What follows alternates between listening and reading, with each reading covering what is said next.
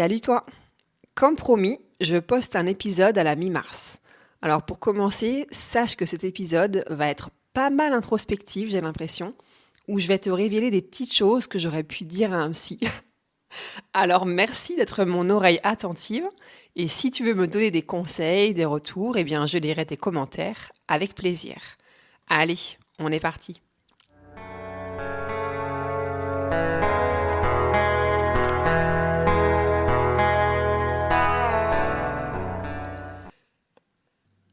Alors, fin février, début mars, je traîne encore une toux bien gênante, qui est la suite et fin de ma rhinopharyngite du mois de février qui m'a bien sapé la santé. Et pourquoi je t'en parle? Parce que déjà, d'une, comme je te l'ai dit, quand le corps il parle, s'il te plaît, écoute-le. Et là, moi, ce sont mes poumons qui sont un peu, même beaucoup dérangés. En fait, je n'arrive pas à trouver un second souffle. C'est comme si je leur donnais pas assez de temps pour respirer correctement de nouveau. Parce qu'en fait, plus les jours passent, et plus je travaille pas, et ça m'angoisse, et donc je mets les bouchées doubles, forcément pour penser, pour trouver un travail. Déjà que je pensais que j'étais déjà à fond pour trouver du travail, mais alors là, je crois que j'ai jamais été aussi au taquet en 10 jours.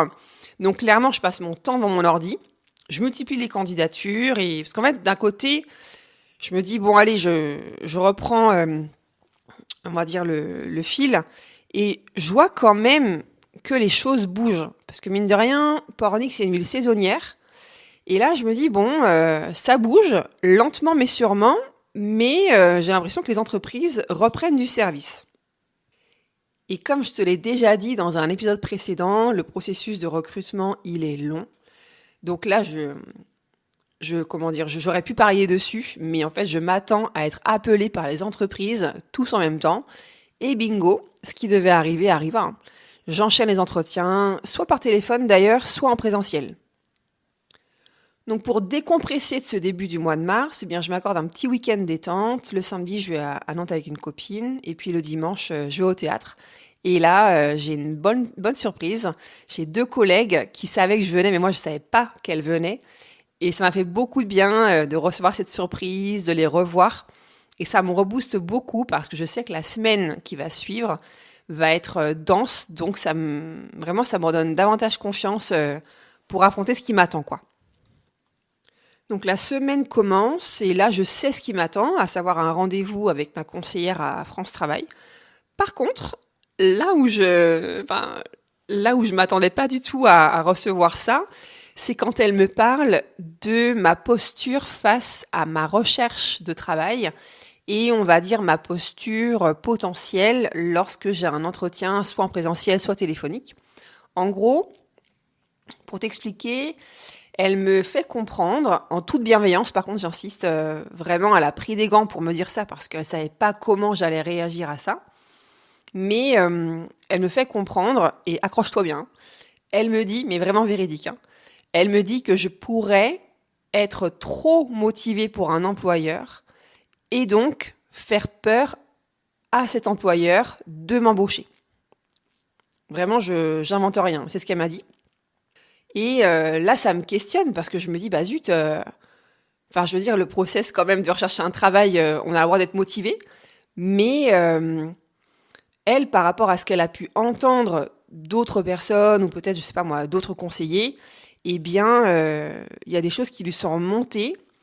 Et en fait, apparemment, des fois, il y a les employeurs qui ont eu peur d'embaucher telle ou telle personne parce que la personne était trop enthousiaste. Et moi, tu me connais, l'enthousiasme, c'est une de mes qualités premières. Et vraiment, après, bien sûr, il faut que je trouve une modération, apparemment, maintenant.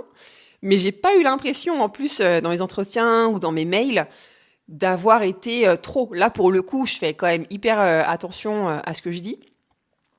Même si je suis mort de faim pour trouver du travail, je sais mesurer mes propos quand même face à un employeur.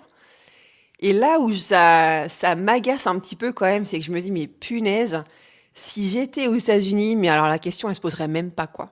Là-bas, t'es pas trop, t'es pas assez.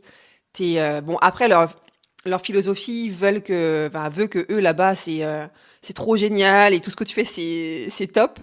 Donc, je me serais peut-être perdue aussi un petit peu là-bas, mais là, je me dis, zut, des fois, je me suis peut-être trompée de pays, quoi. Parce que je me rappelle quand je travaillais aux États-Unis l'été, en 2009 ou en 2010, Mes potes, ils me disaient, mais souvent, que eux, ils me voyaient vraiment travailler là-bas par rapport à ma façon d'être, ma façon de faire, ma façon de travailler. Je sais que j'ai une copine qui était à l'époque professeure de linguistique à l'université et elle me voyait très bien professeur là-bas, par exemple. Mais bon, moi, le challenge, c'était plutôt de revenir en France et au contraire de faire bouger les lignes dans mon propre pays. Donc ça, c'était pour mon lundi, et d'ailleurs qui va continuer avec une bonne nouvelle, parce que la confirmation de mon renouvellement, de ma mise en disponibilité arrive. En fait, ce qui se passe, c'est que je l'ai demandé au mois de janvier, et puis là, on est au mois de mars, et je me dis, c'est bizarre, elle est toujours pas arrivée. Donc je relance la dame qui s'occupe de mon dossier, et très gentiment, elle s'excuse en m'envoyant un mail et en me disant ah mais en fait c'est bon, c'est validé, c'est juste que j'ai oublié de vous prévenir. Donc là émotionnellement c'est trop bien, j'étais vraiment choquée. Mais avant de développer ça davantage, je vais juste faire un court bilan de mon tout premier inventaire de ma vie qui se passe le soir même de 19h à minuit et demi. Entre toi et moi, plus jamais. Parce que vraiment, au bout d'une heure, mais j'en avais trop marre. J'avais pas de montre, j'avais pas mon téléphone, donc ça m'arrivait pas mal de demander l'heure à des personnes à côté de moi. Et en fait, le temps, il passait pas, quoi. Et en plus, au bout de 5 heures, parce que je suis pas restée jusqu'au bout, je crois qu'il me restait encore 3 quarts d'heure à faire, mais c'était pas trop grave. Et au bout de 5 heures de travail, mais le bip là, de ce scanner qu'on utilise pour faire l'inventaire, il a fini par me casser les oreilles. Surtout que on scannait pas tous en même temps. Donc ce bip bip là, il était complètement décalé au fur et à mesure des heures qui pouvaient passer. Et en fait, moi, ce qui se passe, c'est que j'ai les oreilles fines. Autant quand j'étais prof, j'entendais très bien quand les élèves murmuraient, parce que là, c'était des sons graves. Et d'ailleurs, les élèves étaient assez étonnés que j'entende d'assez loin ce qu'ils pouvaient dire. Autant quand c'est des sons aigus, mes oreilles, elles finissent vraiment par ne pas aimer, quoi. C'est comme par exemple, j'écoute tout type de musique, sauf du hard rock. Je suis pas vraiment fan ou du métal. Ça, à la base, j'aime pas. Mais par exemple, je sais que l'électro, j'aime bien. Mais il y a des musiques, selon la prod, eh bien, je peux finir par avoir mal aux oreilles, en fait. Parce que les sons me donnent limite la nausée, quoi. Donc, par rapport à ça, ouais, la sensibilité du bruit, là, le scanner, c'était trop, en fait. Et j'ai repensé à mes frères qui, avant d'entamer une reconversion, on travaille dans le commerce et on fait forcément des inventaires. Donc là, je leur envoie un petit message en leur disant mais bravo les frangins parce que moi, j'aurais pas pu faire tout ce que vous avez fait. Et surtout, j'ai repensé aussi aux caissières qui subissent ce bip toute la journée. Mais mon Dieu, mais moi, je ne sais pas comment elles font. Enfin, en fait, on pense pas à toutes ces choses-là quand on est client ou quand on n'a pas vécu on va dire, les coulisses de ce genre de métier-là. Et même si, bon, c'est clairement, je ne referai pas d'inventaire à moins que ce soit vraiment plus près de chez moi. Parce que là, c'était à une demi-heure de chez moi. Mais bon, après, je l'ai accepté parce que, voilà, je l'ai voulu. Et en même temps, cette année, c'est une année aussi de challenge. Donc, entre guillemets, ça m'amuse de faire des métiers comme ça, juste pour découvrir et se dire, au moins, je l'aurais fait, j'aurais vu, et puis, bah, j'y reviens pas, quoi. D'ailleurs, je suis contente finalement de l'avoir fait, mine de rien, parce que ça me rappelle que ce mois-ci, j'ai postulé aussi pour être inventoriste dans un magasin de fringues, des fois où ça m'arrive d'aller. Et là, l'entreprise était à Boueil. Et en fait, ce qui s'est passé, c'est qu'en plus, j'ai une réponse négative. Donc je me dis, bon, bah, l'un dans l'autre, je ne serai pas dans cette branche-là, quoi. Donc revenons plutôt sur un truc plus sympa, à savoir ma mise en disponibilité qui a été acceptée.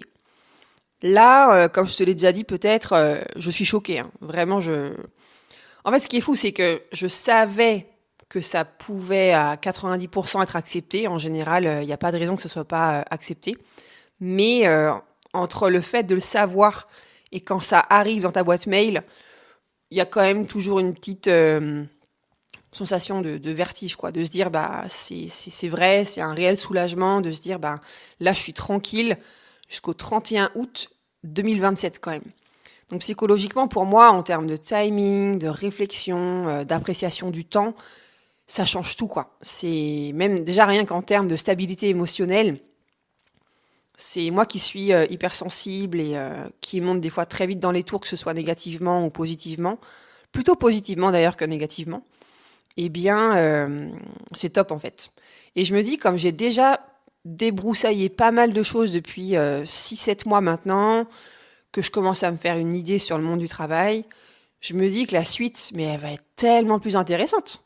Et à ce moment-là, j'ai le sentiment que je vais pouvoir retrouver celle que j'étais à mes 20 ans, c'est-à-dire la meuf énergique qui n'a peur de rien ou presque. À part les araignées, bien sûr, mais ça ne bouge pas hein, depuis que je suis toute petite. Et en fait, je me dis que bah, là, j'ai quand même 6 mois d'expérience, j'ai un peu plus de sagesse, donc je me prête à arriver à nouveau sereinement, quoi. Et pourquoi je te parle de tout ça? C'est parce qu'en fait, si je suis vraiment honnête avec toi, et surtout avec moi-même, et c'est là où cet épisode peut tourner un petit peu à une séance de psy, eh bien, je te dirais qu'il y a plusieurs vérités à entendre. Parce que quand j'y repense, je pense que j'ai vraiment failli passer à côté d'un vrai burn-out. Et du coup, j'ai arrêté ma carrière juste avant de plus pouvoir me relever. Là, j'en suis quasiment convaincue. Vu l'été dernier que j'ai vécu, ça a été, je pense, les prémices d'un burn-out que si j'avais pas, je pense que si j'avais continué, je n'aurais pas pu me relever du tout, quoi. Ou du moins, j'aurais mis beaucoup plus de temps. Et vu que j'ai rencontré des personnes qui ont vécu ça, ça prend beaucoup, beaucoup plus de temps que l'on ne le pense. Après, si on parle de vérité, si tu me connais un petit peu, moi je suis déjà un signe de feu. Sagittaire, c'est un signe de feu. Et en fait, j'ai peur de ne pas retrouver justement ce feu qui m'anime tant, qui m'a tellement animée depuis des années, et qui a fait aussi que j'ai réussi tout ce que j'ai entrepris. Alors, non sans difficulté, tu le sais déjà maintenant, si tu écoutes les épisodes au fur et à mesure. Mais pour autant, c'est pour ça que j'abandonne pas en fait, parce que je pense que je suis née comme ça, quoi. C'est-à-dire que aujourd'hui j'ai eu une déception, j'ai pas été prise pour travailler dans un domaine magnifique à Pornic. Je sais que demain ça ira déjà mieux, quoi. Après, pour en rester sur cette honnêteté avec toi et surtout avec moi-même, je pense qu'après avoir vécu tout ça dans l'enseignement et surtout ces charges mentales intenses, je sais que dans ma nouvelle activité, je n'ai plus envie en fait d'en rencontrer. En tout cas, pas autant et surtout pas avec cette intensité-là. Et en fait, je me dis que j'ai juste envie d'utiliser, comme j'appelle ça souvent, mon disque dur de survie, quoi. C'est-à-dire celui qui me suffit au quotidien et que je pourrais utiliser relativement facilement dans mon travail. Et enfin, une dernière vérité, ce qui est sûr, c'est que j'ai envie d'être là pour les gens dans ma future carrière, ou si on peut dire ça, dans ma deuxième activité que j'aurai, j'espère, le plus tôt possible. Mais ce qui est sûr, c'est que j'ai plus envie de les éduquer, quoi. C'est bizarre à dire, hein, comme ça, dans le sens où c'est comme si j'étais, je sais pas moi, je me croyais plus supérieur aux autres, mais pas du tout. C'est pas ça que je suis en train de dire. C'est juste que dans mon activité, les gens que j'ai en face de moi, s'ils sont pas éduqués, ils sont pas éduqués, et puis basta, quoi. En tout cas, moi, ça sera pas mon objectif de les remettre, on va dire, sur le droit chemin. Donc ça, c'est ce que je ressens en mode automatique quand j'appuie un peu sur le bouton peur. Et puis, une fois que je reprends le contrôle, genre en mode résilience, eh bien, voici ce qui ressort avec beaucoup plus de lucidité et de prise de recul. La vraie question, en fait, c'est pas quelle va être ma seconde carrière, un peu comme ce que je te racontais dans l'épisode pilote, je crois, ou l'épisode 1, où les gens me disaient, qu'est-ce que tu vas faire maintenant? Ou, par exemple, la question que je me posais il y a pas longtemps, c'était où est-ce que je vais trouver... est-ce que je vais trouver, en fait, un nouveau domaine qui m'animera autant que l'enseignement m'a animé? Parce que là, vraiment, le challenge, la barre, elle est haute, quoi. C'est ce métier, mine de rien, malgré tout ce que j'ai pu vivre, on va dire, négativement, eh bien, je ne suis pas non plus crachée dessus, quoi. Ce métier, il m'a apporté beaucoup, il m'a animé. Et je me dis, ouais, c'est ça en fait qui m'inquiétait, de me dire, être aussi animée par quelque chose d'autre que par le professorat, là ça me pose question. Et finalement, quand j'y réfléchis, je pense que je vais trouver. Parce que dans le fond, je me cherche pas un nouveau plan de carrière. J'ai longtemps été carriériste et je pense que je le suis encore un petit peu, mais beaucoup moins qu'avant parce qu'en fait, je me suis rendu compte que, en tout cas chez moi, être carriériste, ça m'a bouffé beaucoup d'énergie. Mais je me dis, dans le fond, je me connais en fait. Je sais que je vais trouver un domaine qui m'animera. La vraie question, c'est plutôt, c'est surtout par rapport au rythme de vie en fait. Dans ma prochaine carrière, le rythme de vie, il sera non négociable. Combien de temps j'accorde à mon travail, parce que là, forcément, on sait tous que quand on est professeur, on peut ramener du travail chez soi. Et là, je ne veux plus ramener de travail chez moi. Donc l'idée, c'est finalement quel est l'environnement de travail qui me fera respirer correctement. Donc là, tu vois pourquoi maintenant je te parlais des poumons tout à l'heure. On va dire le critère, c'est pas qu'est-ce que je vais faire, c'est à quoi va ressembler mon environnement de travail. À savoir une hiérarchie bienveillante, me sentir à la fois en sécurité, libre de mes mouvements, et aussi avec une marge d'évolution professionnelle et puis une marge de créativité. Bon, alors sur le papier, là, comme je te dis ça, ça paraît le monde des bisounours. On retrouve mon côté rêveuse, idéaliste, enfin tout ce que tu voudras, mais en tout cas dans ma tête, j'ai envie de repartir de ces critères-là parce que mon besoin actuel est surtout et principalement de retrouver l'élan, de retrouver un second souffle, d'où je pense le fait que mes poumons soient bloqués. Donc j'espère que tu captes un peu maintenant l'idée de pourquoi il faut écouter son corps. En tout cas, chez moi, c'est très révélateur que lorsqu'un de mes organes ou on va dire un de mes membres ne fonctionne pas correctement, c'est très lié à, on va dire, c'est une réponse psychosomatique, si on pouvait dire ça comme ça, même si en soi, il y a réellement un problème, on va dire, physiologique. C'est lié aussi à ce qui arrive clairement dans mon quotidien. Et ces derniers temps, je le vois bien que j'ai besoin de calme, mais je dirais même un calme interne, intérieur, un retour à moi, mon corps, un espace où je peux vivre sans performer et sans attente des autres. Et quand j'y repense, je me dis qu'après quand même 12 ans d'enseignement, eh bien, j'ai quand même vécu dans un rythme imposé qui ne me convenait pas. Mais ça, j'en avais pas conscience. Au début, j'ai toujours voulu être professeur. Donc en fait, je me suis jamais posé la question de ce rythme. Et est-ce que ce rythme allait correspondre à ma personnalité, à mes besoins ? Et quand j'y repense, sur les dernières années, j'en avais marre, par exemple, des sonneries. Alors on retrouve finalement encore ça aussi, cette idée de sonneries comme le bip là, de ce scanner lors de l'inventaire. Donc je pense que c'est pas anodin d'entendre une sonnerie dans ton propre travail. Quand on dit ça me casse les oreilles, moi j'en étais limite là. Même aussi par exemple les horaires fixes. Parce que des fois j'allais en cours alors qu'en fait moi je serais bien restée 1 heure de plus avec les élèves ou vice versa. Quand j'étais en perm, quand j'avais 1 heure de libre, je serais bien restée 1 heure de plus à bosser au lieu d'aller en cours. Ces préparations si permanentes, ces charges mentales invisibles. Je pense que quand j'ai tout arrêté, mon tempo interne, il a complètement été déréglé et que là, mon système a besoin de ralentir. Et le plus important, ce que j'ai compris ces derniers mois, c'est que mon envie de bâtir une deuxième carrière, elle ne revient pas quand on réfléchit plus, en fait. Parce que je me suis rendu compte que moi, mes neurones, elles étaient cramées pour certaines. Certaines sont vraiment fatiguées, d'autres sont cramées et je n'y arrive plus. Je me dis, j'ai vraiment besoin de retrouver ma clarté, mais sans forcer les choses. Et puis je me dis que l'envie, elle reviendra quand la pression, elle baissera. Je me connais un petit peu aussi là-dessus et je me mets beaucoup la pression malheureusement sur certaines choses. Même je l'ai vu là par exemple quand j'ai commencé l'inventaire, j'ai fait pas mal d'erreurs au début. Donc on peut se dire c'est normal. Mais en fait, mes erreurs, elles venaient complètement de moi, quoi. J'étais clairement responsable des erreurs que j'avais faites. Alors, c'était pas des erreurs graves, mais j'ai 2 responsables qui sont venus me voir et ils m'ont dit, là, tu recommences tout.